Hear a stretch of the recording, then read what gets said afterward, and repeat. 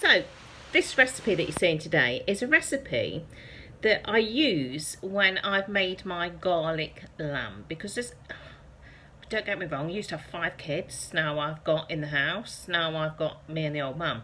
So I use a whole leg of lamb to make the garlic lamb. Sometimes I kind of portion it up and we have other portions of garlic lamb. But other times I make a curry from it. And this is a really amazing curry that you make during using the leftovers from this dish. Alright, so if you pop over and look at that one first of all, and look at the ingredients in it. It's dead easy to do, dead straightforward. Make the garlic lamb. If you've got leftovers, this is a curry that you can throw together in a few minutes, and it is awesome. You'll also see on here a recipe for my mushroom fried rice, which is amazing to go with it. All right, okay. So do me a massive favour, subscribe.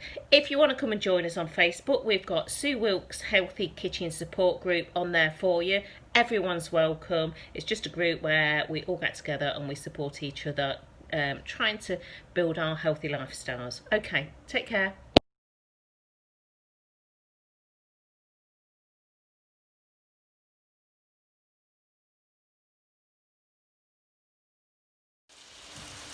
Hi.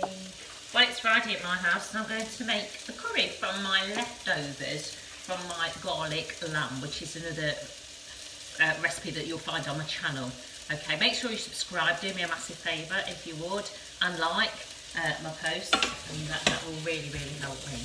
Alright, and it'll help you because it'll encourage me then to do more and more of this. Alright, so what I've done first of all is I've got my leftover curry here. So see that? Not curry, leftover garlic lamb. So absolutely ram-bang full of garlic, absolutely banging. There's a good about 2/3 of a leg of lamb in there at least. Now this is going to feed between 4 to 6 people, dependent on how big a portion that you want. Right, okay, but I'm pointing it, the whole recipe, I'll point the whole recipe, and I will also point the, I'll point the whole recipe, I'll also point it per portion, 4 to 6, and I will also give you the kcals on this as well. Alright, so if anybody's following the calories. So what I've done first of all is I've started the process. So I've quickly, quite chunkily chopped an onion in there, and I've got that frying along. So I want to put some extra veggies in this, because what I want to do is, because lamb's quite a fatty meat, isn't it? Even if you have it lean, it can be quite fatty. So I want to kind of stretch it out and make it go a little bit further. I would say to put some things in it that are lower in calories or lower in points. Or 0 points if you're following WW. So what I've got here, that's 1 green pepper. Like my technique for cooking peppers, so you don't have to de-seed them, is literally take that down the sides like that. Let me just turn this down a tad because it's cooking a little bit too quickly. That's lovely. Can't beat frying onions, can you? Now I use canola oil to cook with. You can use fry light if you want. Canola oil you can buy in spray cans from Costco. It's great stuff, and it doesn't ruin pans like fry light does tend to, doesn't it? So I'm leaving these peppers quite chunky. So what I've put in there, I've had 2 smaller, medium green peppers. So I've chopped those in, and then I've got a bit of red pepper left over from something that I did the other day. So I'm going to get rid of that and throw that in as well. You put all the veggies in it, so you're probably thinking now, and what veggies could have sticky in that? You could stick some mushrooms in it. But I'm not putting mushrooms in this because I'm going to do another video in a minute, and you'll see that one here as well. And I'm going to do a proper, but not with ghee, because ghee is quite fatty. I'm going to do it with canola oil. I'm going to do a mushroom fried rice. That's going to have the cumin seeds in it, and it's going to have a pinch of turmeric in it, and it'll be absolutely amazing. Right, so they're all cooking down nicely. Hottest day of the year today. I mean, you might be looking at this in December, but this was recorded on the 9th of August, and my goodness, it's hot. It's really hot. Okay, so I'm just going to quickly wash the hands because I've got to get them in here a little bit. I might be able to have to put my fingers in it a bit, so give them a bit of a scrub. Get yourself a big spoon out. There you go. And what I'm going to do, so this is my sauce with my, and it's got my lamb in, and I left my lamb in big chunks. Now, there's a bit of rosemary in there, I can take that out. I'm going to literally drain it off and put that to one side. So I'm taking the meat out of the garlic lamb. Like I say, the recipe is on another of my YouTube videos. And all I'm left with there, when I've done this, is a sauce. Makes my mouth water just smelling it. It's just so lovely. Okay. That's done. And this is a real cop-out, quick, leftover curry. I don't know about you, I cannot be messing about cooking when it's a hot day like this. But you know what, I really love tucking into this later, I'll tell you now, with my gin and tonic.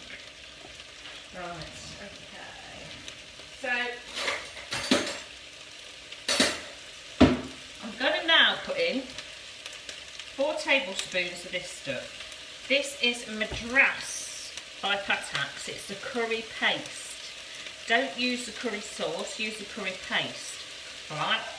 And I'm using 4 of those. Now, like I say, this is going to serve 4 to 6. So it's not too high in point. So that actually takes me to the end of the jar. So what I'm going to do, I've not quite got enough, so what I do this, bit of a tip. Don't run it under the tap. Never waste anything, me. Do you know what? When you brought up 5 kids, you can't afford to, can you? Hey, I was skint, I was.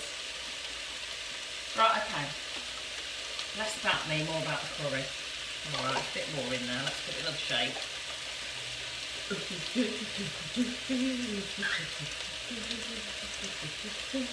There you go. Let's get it all in there, eh? Give the spoon a good bash. And I'm just stirring that into the veggies now. And all I'm going to do now is take all this lovely luscious tomatoes and garlic and pop it in there.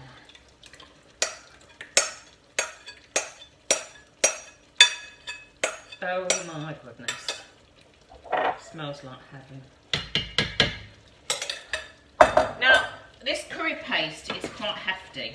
It's quite a, when I say hefty, what I mean it's got a bit of a kick to it.